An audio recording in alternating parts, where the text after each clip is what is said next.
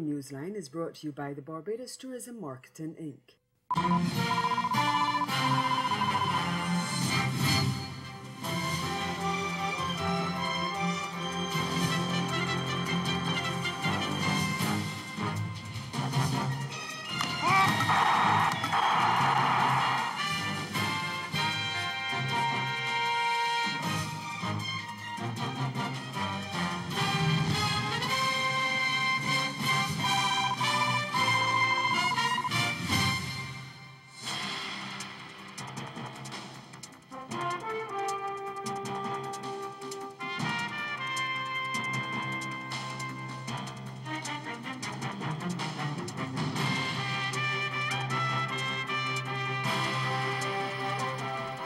A plea for opposition support on tax reform as the Trinidad government warns the country faces the possibility of being blacklisted.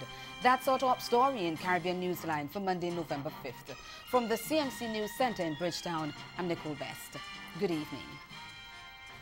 The Bankers Association of Trinidad and Tobago, BAT, called on the parliamentary opposition to support legislation aimed at reforming tax laws, even as the government warned on Monday that the country could be blacklisted for its failure to meet its international obligations. The association says the proposed amendments would facilitate the exchange of information for tax purposes and effectively combat money laundering and terrorism financing. BAT said that was in line with its efforts to ensure a stronger and more stable financial sector macroeconomic framework that sustains economic growth. And at a press conference on Monday, Attorney General Faris Alwari said he intends writing to opposition leader Kamla Persad-Bissessar seeking support for the measure in Parliament that needs a special majority to take effect. You have to amend the Income Tax Act. That's for Global Forum. They are aware that this Income Tax Act also is part of our FATF obligation. So quite apart from Global Forum, the FATF has said, you must amend this law. FATCA also requires that we amend this law because it allows for reciprocity and exchange in the Income Tax Act. So there are three separate international bodies that require the amendment of this law. Grenada's Prime Minister Dr. Keith Mitchell is urging voters to ignore what he calls false and misleading statements about the upcoming referendum on the Caribbean Court of Justice, the CCJ.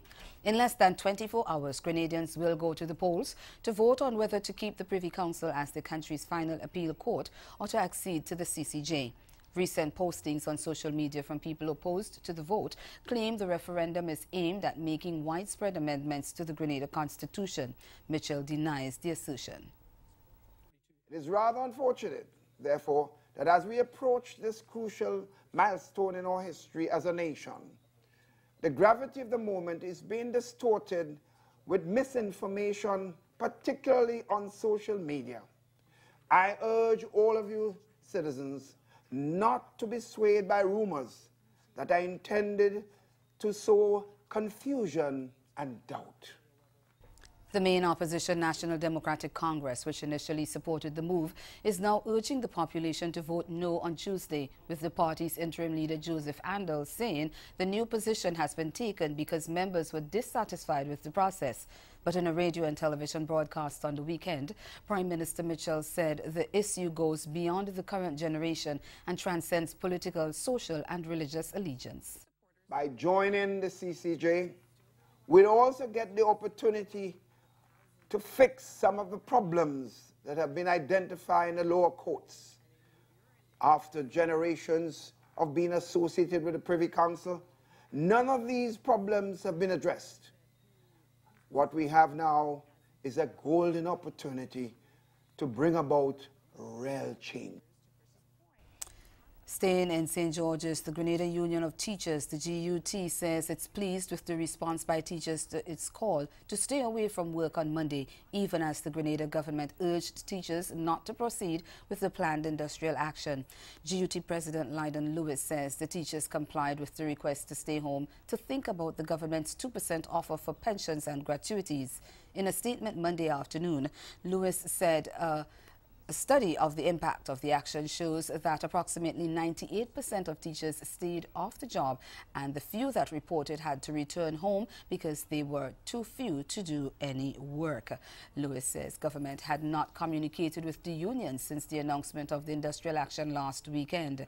Education Minister Emmeline Pear had said she expected all teachers in the public service to report for work as usual on Monday and Wednesday, adding that the Ministry of Education is not aware of any provisions which are contained in the collective agreement between the government and the Grenada Union of Teachers, nor in any law for a directive of such a nature to be given to government teachers. The union is demanding a 25% gratuity and pension, while the Keith Mitchell-led government said it could only afford a 2%. Hundreds of school children turned up for classes on Monday, but returned home after being informed that the teachers were not present. Lewis said the union will continue with the protest action on Wednesday and beyond if necessary. Lawmen in Barbados are reporting that 2 Haitian nationals who escaped custody over the weekend have been recaptured, but they have given no details about how they came to be back in custody. Over the weekend, police reported that 23-year-old Frandy Calixte and 50-year-old Daniel Morvi arrived on a Copa Airline flight last Friday evening and were refused entry along with 11 other Haitians. They were being kept in custody at an undisclosed location to await their flight out of the island.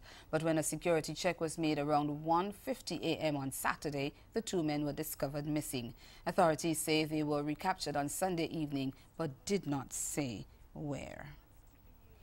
Meanwhile, the Haitian authorities say more than 176 nationals are due to be repatriated from Chile on Wednesday after the country implemented its humanitarian plan for an orderly return plan late last month.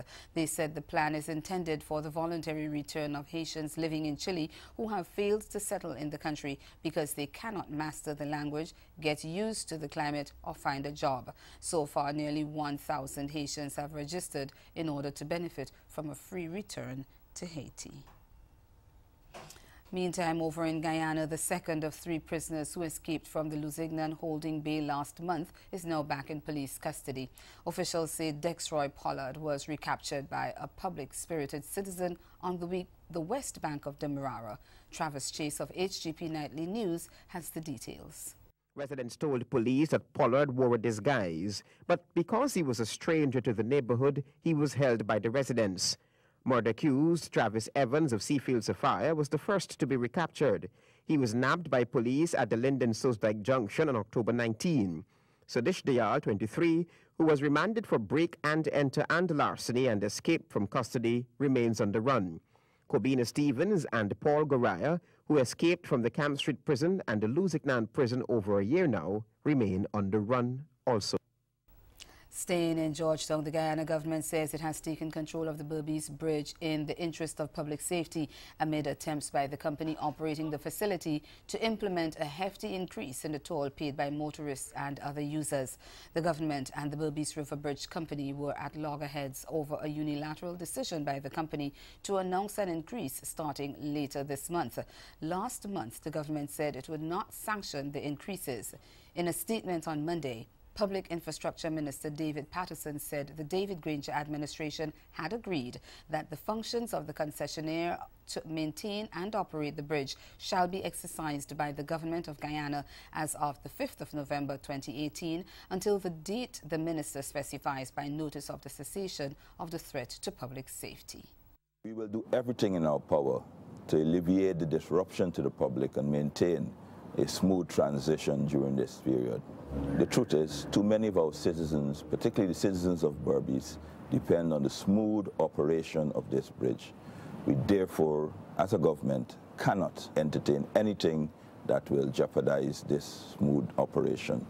I would like to assure all Berbicians and citizens of Guyana as a whole that during this transitional period, there will be no changes in the toll structures and all exemptions previously in place will remain unaltered.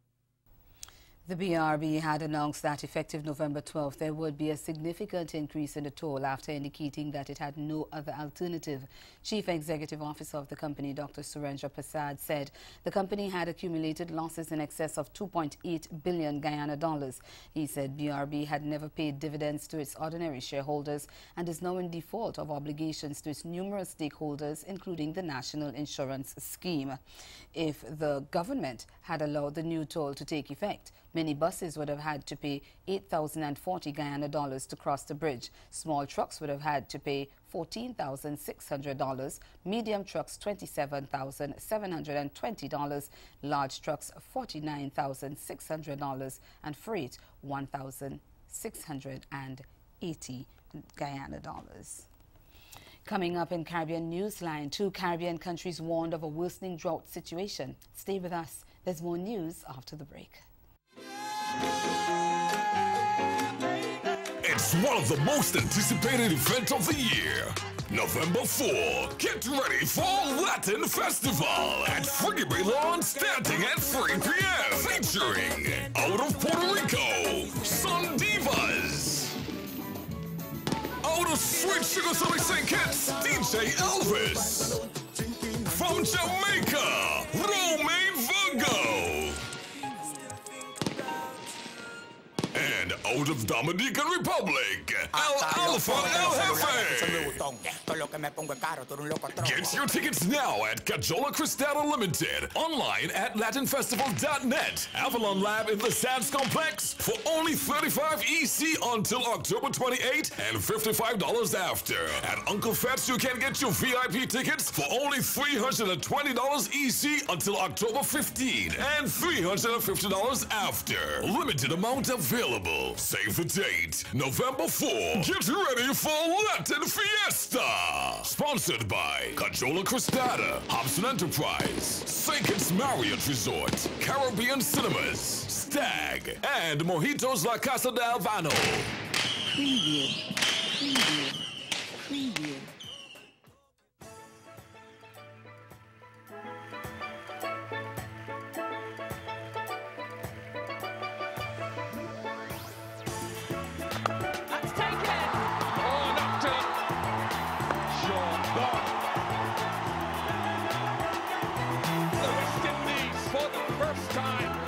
Their history have won the Women's ICC World T20 title.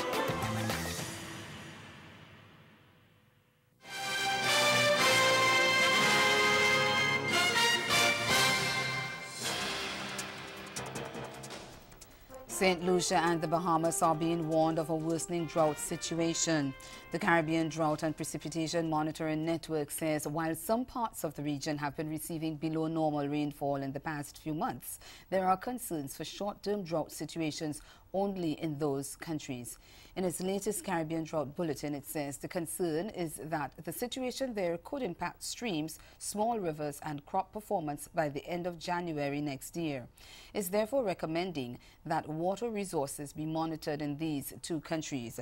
Meantime, there's worry about long-term drought in northern Belize, where large rivers and groundwater can be impacted. The outgoing coordinating director of the Trinidad-based Caribbean Meteorological Organization, Tyrone Sutherland, says the Earth is indeed getting warmer and the impact of climate change will be felt for a long time. He also says economic considerations may be fueling climate change. Well, period now where, of course, there are questions as whether climate change is having an impact and so forth. There is no question in my mind that the Earth is getting warmer. Our oceans to the east of us are getting warmer. And that's the source of the energy for a hurricane, the warm oceans. And other conditions in the atmosphere have to be right. So if we get a warmer ocean, we have to look for more activity. It doesn't mean we can say country X or country Y will get hit. That's not what we mean. We mean we can expect greater activity. Now, we talk about the damage over a particular island or a group of islands. But the energy from the hurricane is part of the whole global system that is required to balance the whole atmosphere in the world, the whole Earth, the energy from the tropics gets thrown out towards the polar regions, help balance there.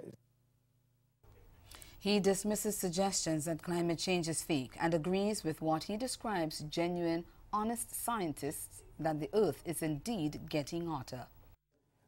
We have data that shows the Earth warming, say, from the Industrial Revolution in the last century, right? And it's been constantly rising. Now, it is clear that it is human activity that's largely to blame. There is a natural occurrence too. But think of it, if you want to cut the global warming that is occurring, it's going to hit a lot of economic sectors in many countries. So the real, genuine, honest scientists are not going to say that it's not occurring. It is those who have an economic motive that would say it's not. This week in Newsline Health, the Pan American Health Organization reports that 2 CARICOM nations are on track to eliminate malaria in the next 2 years.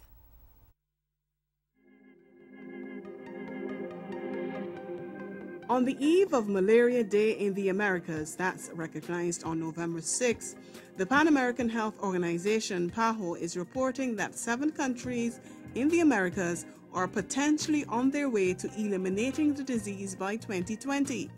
And among them are 2 members of the Caribbean community, Belize and Suriname.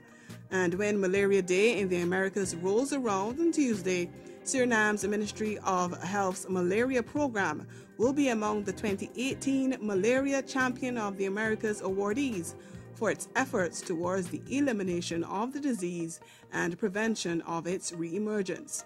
On Monday, PAHO urged other countries of the region to take urgent action to halt the increase in cases, maintain achievements, and free the Americas of malaria, a disease which, during the last century, was the leading cause of death in almost every nation in the world. The overall aim is to reduce the number of cases and eliminate the disease in the entire region by 2030. And PAHO Director Carissa Etienne says elimination is now closer than ever, but there can be no reliance or relaxation on the actions already taken. She says efforts must be stepped up where incidences of the disease have increased. Many countries in the region are expanding their efforts to control and eliminate malaria with the support of PAHO, USAID, and other partners. It's estimated that regional efforts coordinated by PAHO and its partners have saved hundreds of lives by reducing mortality rates by 30% between 2000 and 2017. Dawn Paris, Newsline Health.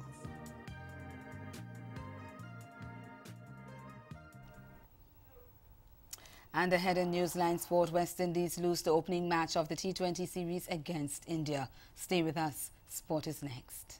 This hurricane tip comes to you compliments the Caribbean Disaster Emergency Management Agency and the Caribbean Media Corporation.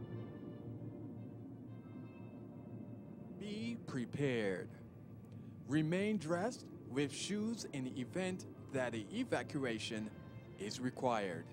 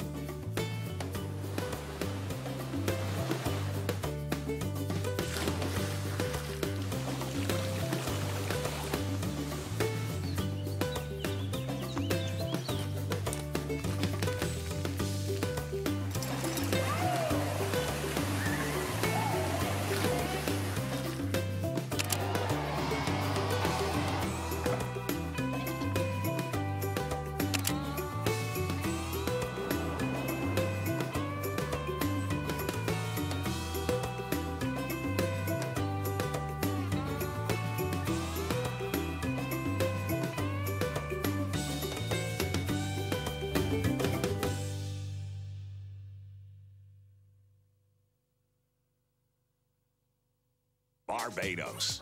Renowned for its pristine beachfront and fantastic weather, continues to leave quite an impression on newcomers to the island and returning visitors. The Caribbean island, quite popular as a vacation hotspot, is not only beautiful due to its natural aesthetics. The island of Barbados continues to grow in popularity because of unique connections developed with our people, our culture. We can't wait to welcome you.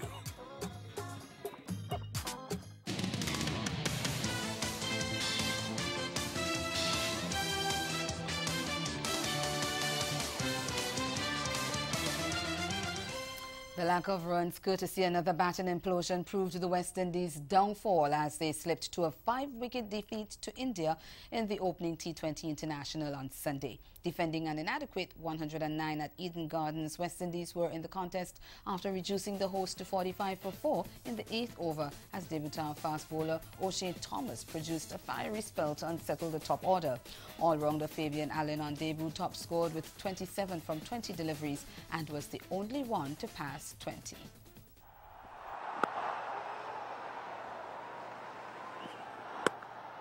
Good shot, take 4. Good delivery, celebrations, and yes, the finger goes up. There he goes. Oh, hesitation, both batsmen at one end. Throw is not great, but ample time to take the bails off. Second one. Trying to make some room. This is a quick outfield, and it'll get there. Up in the air, it's very high. Dinesh Karthik calling for it. He's the man with the gloves and takes it neatly. The 3rd wicket gone. Goes for it, and when Pollard goes for it. This could be out, yes! Big wicket always, Pollard. This could be, yes! Bravo gone for 5. Strong appeal and given. Rodman Pal gone for 4. It's 56 for 6. Get a boundary. Such a good player, appeal and given. Another wicket. Goes very high. Doesn't have the distance, 2 fielders. And he's also conceded a boundary. But in this year, they've not got too many. In the gap. Hit, and it goes straight to Umesh Yadav. Another wicket. Hit well. Another boundary to finish the over. High in the air and get onto the boundary. So 109 for 8 is what the Windies have got. But India steadied themselves through a 5th wicket partnership between Dinesh Karthik and Manish Pandey to get over the line with 13 balls remaining and extend their West Indies misery on tour. Karthik top scored with an unbeaten 31 of 34 deliveries, while debutant Krunal Pandya chipped in with 21 not out of 9 balls, delivering India's 12th victory in their last 15 T20 internationals for a 1-0 lead in the 3-match series. The 21-year-old Thomas shone brightly with 2 for 21 from 4 overs, which included 17 dot balls, while skipper Carlos Brathwaite was outstanding with 2 for 11 from his 4 overs.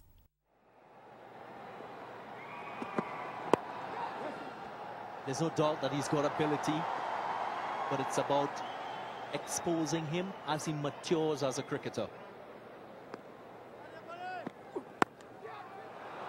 That's the thing that happened with somebody with pace now. Great delivery. There's an appeal. Umpire is unmoved. They can review it. Yes, a little bit of inside edge. Rohit Sharma is gone. It's 7 for 1. Gone. 3rd time. He's gone for 3. It's 16 for 2 now. All you have to do on this ground is just find the gap. Tickled away fine. Oh, that should be taken. That's miles up in the air. And it's taken.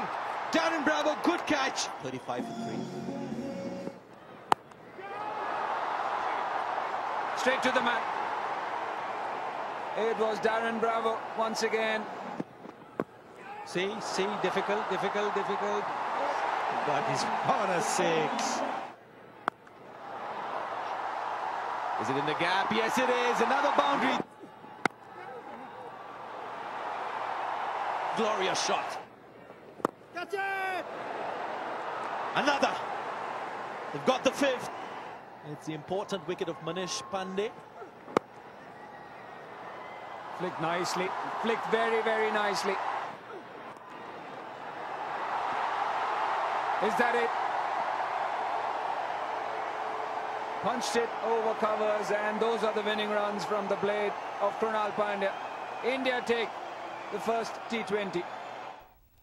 Meanwhile, Women's T20 World Cup title holders West Indies suffered a hiccup in preparation for their title defence when they went down by 5 wickets to India in their opening official ICC warm-up for the upcoming tournament on Sunday night. Choosing to bat first at Coolidge Cricket Ground, West Indies were limited to 115 for 8 of their 20 overs, with stand-in captain Hayley Matthews top scoring with 41 from 37 deliveries. In form, Shermaine Campbell got 22 from 28 balls but was the only batsman to pass 20 and just one of 3 in double figures as the home side's batting faltered. Teenage left-arm spinner Rahad Yadav, leg spinner Poonam Yadav and seamer Arundhati Reddy all combined to hurt the Windies' women innings. Set a revised target in 75 of 20 overs, India eased to victory with 3 balls to spare, with opener Shrimriti Mandhana top scoring with 32 of 20 balls, striking 2 fours and 2 sixes. Over to the swimming, Alia Atkinson added another gold medal to her decorated career after she won the 50-meter breaststroke at the 2018 Final World Cup in Beijing over the weekend. She touched the wall first in a time of 29.16 seconds, beating Russia's Yulia Efimova, who took the silver in 29.63 seconds, and Emily Seebohm, who copped bronze in 30.35 seconds.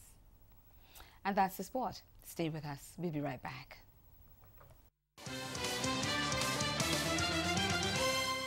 Caribbean Newsline is brought to you by the Barbados Tourism Marketing, Inc.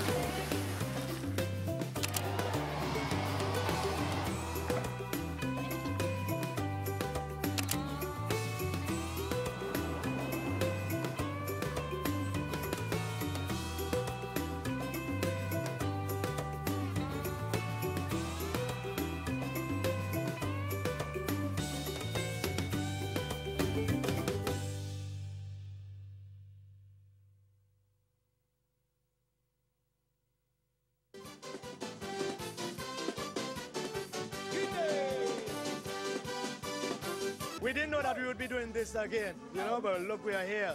And you can never tell where we go from here, you know, but we open for anything, touring, recording, whatever may come, you know, because Booyah is in our blood. That is what we do, and we have a responsibility to represent Booyah music in a big way.